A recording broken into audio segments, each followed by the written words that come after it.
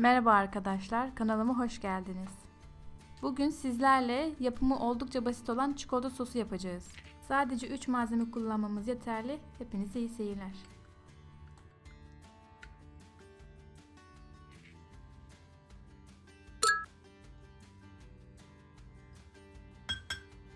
İlk olarak 5 yemek kaşığı kakaomuzu bir kaba alıyoruz.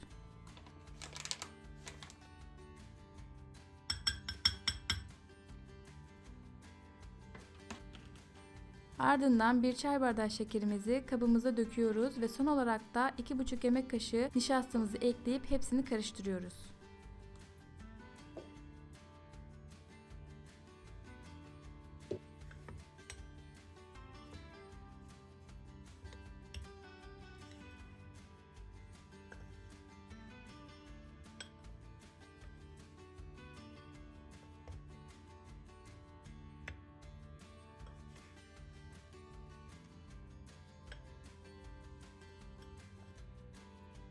Malzemeleri yeterince karıştırdıktan sonra sos harcımız hazır.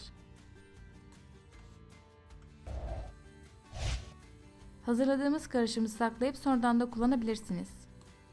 Ben 1,5 çay bardağı sütü hazırlamış olduğumuz karışımdan 2 yemek kaşığı kadar attım. Eğer daha sulu bir kıvam istiyorsanız süt miktarını bir miktar daha arttırabilirsiniz.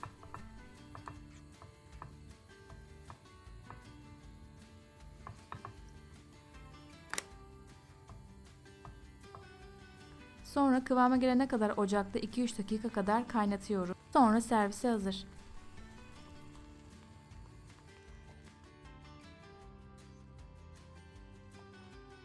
İsterseniz bu şekilde de tüketebilirsiniz. İsterseniz pastalarınızın üzerine leziz bir sosla yapabilirsiniz.